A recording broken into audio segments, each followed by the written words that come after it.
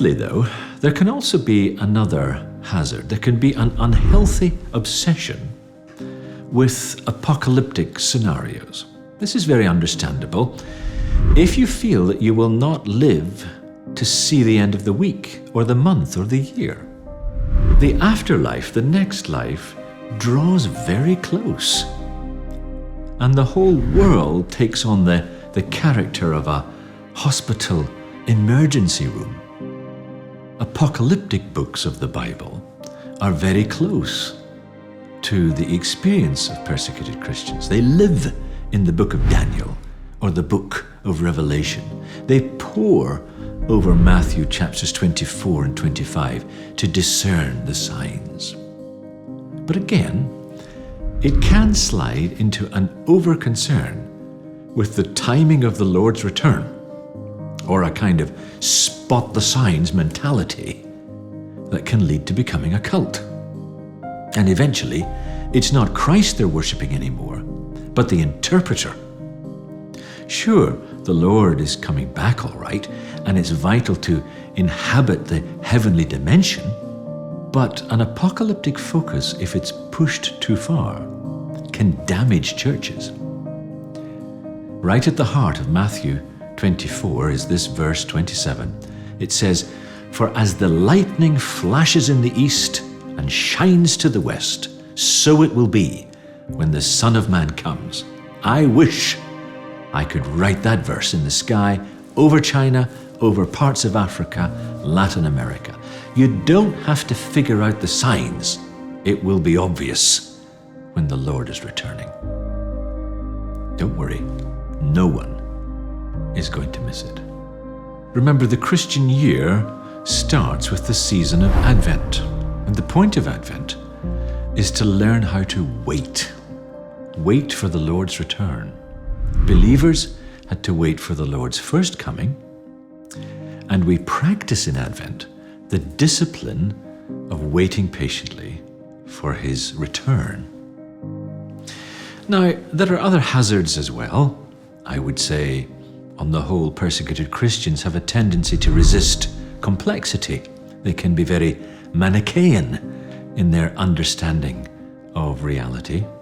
We've mentioned that everything tends to get folded into a spiritual battle motif, as if there is no other motif. Darkness versus light, good versus evil. It's important to have that dimension, but it's not the only metaphor to understand the full-orbed story of life. So anyway, these are some hazards to the spiritual life when persecution comes.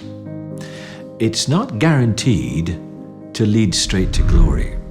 It doesn't always lead straight to unity. It doesn't always lead straight to joy. It doesn't always lead straight to victory. There will be books written about how many gave up the faith in the context of persecution, especially through sheer discouragement. And by the way, that's the largest reason pastors give up the profession in the West as well. Waiting and one's attitude to it is so vital here. It's not easy to wait when time seems to crush all your expectations. It's often said that the Bible has 4 great beginnings, but each beginning comes from darkness. The first great beginning is creation in Genesis 1. God speaks words to the earth and brings everything into being. But the background is that the earth is without form and void. The second great beginning is in Ezra 1, where Israel returns to the promised land after being displaced. And that background is a terrible exile and humiliation by kings with gods that seem to be a lot more powerful than the God Israel was relying on. The third great beginning is that of the kingdom in Matthew chapter 1. And the background there is 400 years of silence. The prophets have not spoken, waiting and waiting. And then you get the fourth great beginning of Scripture in the book of Acts. It's the beginning of the church. And there's a very odd beginning to that too. The background is a desertion, a disappearance. Jesus no sooner has given his disciples an amazing commission than he disappears. "What do we do now?" say the disciples. And all they can think of is to do a bit of any other business. They select another disciple to replace Judas. But out of that background of desertion comes the mighty tongues of Pentecost, and the church is born. So the characteristic of waiting for God to act is very, very faith-strengthening. God does not come through the way we expect. He didn't in the Bible, nor does he now.